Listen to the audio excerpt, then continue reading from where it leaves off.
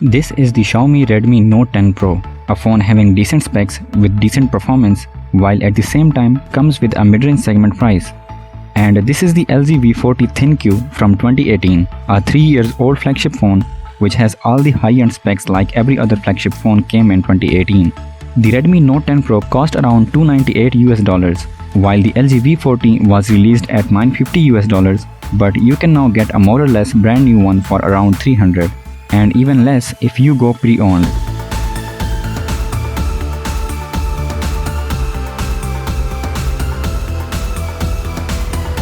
We will get onto the power of these two phones in just a bit, and we will see how each of these would perform.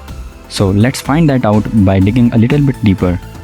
We have got the Redmi Note 10 Pro, which comes with a 1080p 120Hz screen, and we have got the LG V40 with a Quad HD Plus display. And both of these screens are HDR10 supported. The LG V40 has a 6.4 inches POLED screen, which is slightly smaller than the Redmi Note 10 Pro, which has a 6.67 inches screen. The Redmi's 120Hz screen feels excellent. It has amazing fluidity and vibrant colors, and it's easily visible in the broad daylight. But if you compare it to the V40, then the screen's brightness feels a bit low, but it's not too bad. It's just that the V40's peak brightness is slightly better than that of the Note 10 Pro. On one hand, the V40 has a Quad HD extremely sharp display with excellent color science, while on the other hand, the Note 10 Pro features an extremely smooth 120Hz screen. Content on both screens looks amazing, but the V40 screen is more sharper and brighter. But the 1080p panel of the Note 10 is also reasonably sharp and vibrant. So both of them have their pros and cons, and it's up to you which one you would prefer. And that is why there is no clear winner in the display category. It's kind of a tie between these two. But if I had to choose one over the other, I would go for a higher refresh rate display with resolution no less than Full HD. Both phones have excellent cameras. The Redmi Note 10 Pro has quad camera setup, a 108 megapixel main sensor, 8 megapixel ultra-wide, 5 megapixels macro, and a 2 megapixel depth sensor. While the LG V40 has a 16 megapixel ultra-wide, a 12 megapixel main sensor, and a 12 megapixel telephoto lens. The Note 10 Pro's 108 megapixel main camera captures extremely sharp images, and compared to the 12 megapixel sensor of LG V40, the dynamic range looks much better.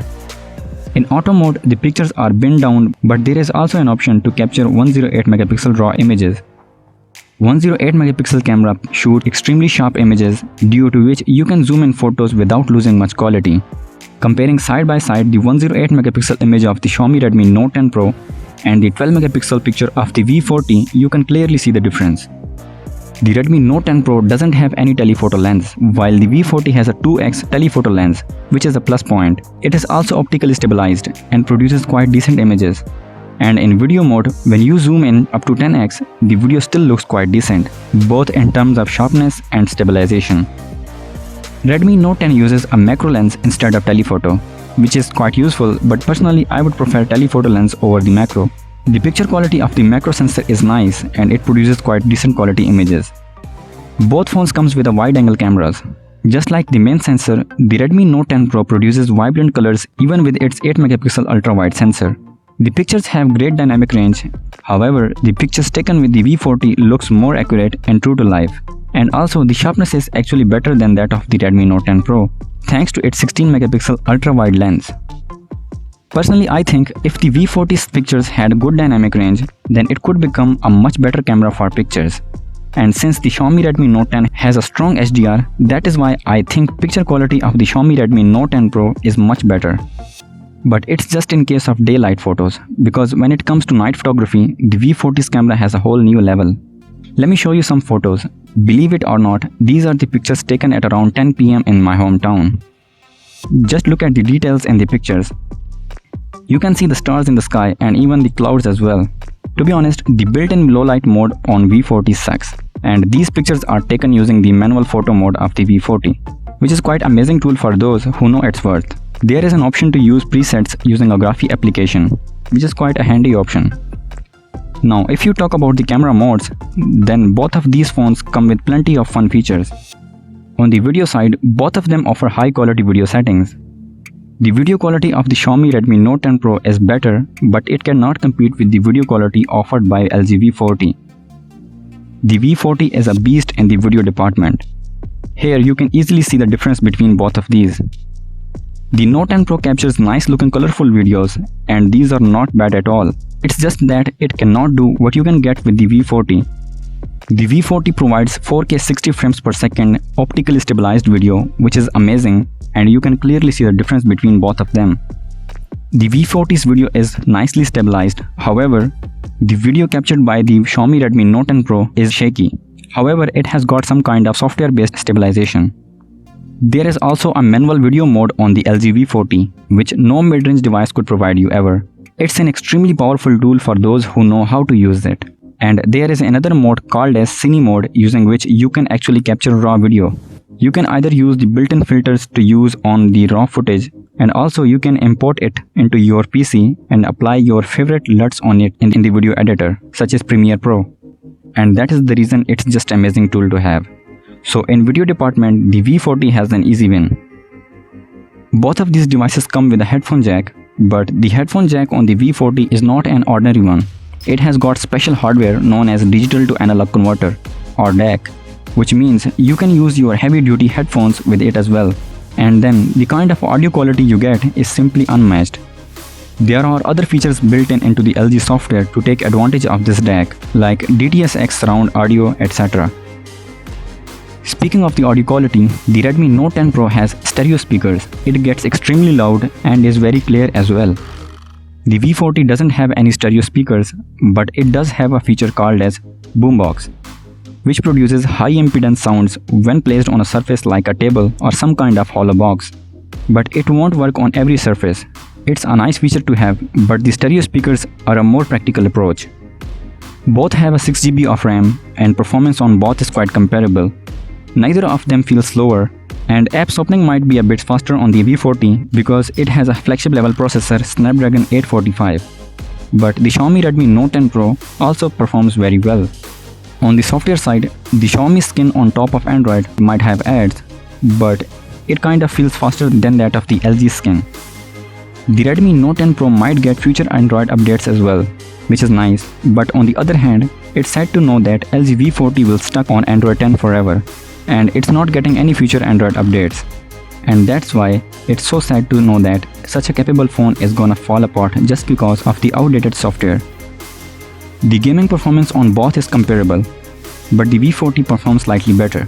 The gyros on both are accurate and fast, and I have not seen any kind of stutters or lags during the gameplay. One thing which I have noticed is that the Redmi Note 10 Pro often gets hotter, whether you play games on it or not, and I don't know why it happens. From the GPU end, the Note 10 Pro comes with Adreno 618 GPU, while the V40 has the Adreno 630. The LG V40 has a power button on the right side and volume buttons on the left side. There is a Google Assistant button below the volume keys, and it is not a remappable one. The fingerprint lies on the rear side of the device. And the rear glass of the V40 has a matte feel to it, which is fantastic since it helps keeping the fingerprints away. The sides of the phone are made up of aluminum. On the bottom, it has a 3.5mm audio jack, a microphone, USB Type-C, and a loudspeaker. On the front side, the V40 has got two cameras. One is a standard 8MP sensor, while another one is a 5MP ultra-wide lens for group selfies. While on the other hand, in terms of build and design, the Redmi Note 10 Pro's frame is made up of plastic, and it has got IP53 dust and splash proof body, while the LG V40 is IP68 water and dust resistant with military standard A10G compliance, which basically means it can survive more harsh conditions compared to the Note 10 Pro. The Note 10 Pro has a power key on the right side, which also acts as a fingerprint sensor, and above that it has got volume keys. On the bottom, it has got a headphone jack, a microphone, a USB Type-C port, and a loudspeaker, while on the top front of the device, it has got a 16MP camera enclosed in its punch hole, and above that a secondary loudspeaker. The Xiaomi Redmi Note 10 Pro has amazing battery life. Its 5020 mAh battery lasts for a day easily on a single charge.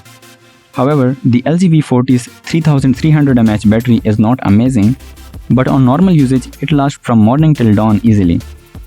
The Redmi Note 10 Pro supports 33 watts of fast charging, while LG V40 supports 18 watts of fast charging. The V40 gets charged up to 50% in about 40 minutes, while Note 10 Pro gets charged up to 60% in about 30 minutes. The LG V40 has tons of customization options. It has the always-on display feature with plenty of styles, and it also does support wireless charging, while the Note 10 Pro does not have it. So in conclusion, I would just say that the Redmi Note 10 Pro is an amazing value for money device, and it has almost every feature which an average user tends to look for.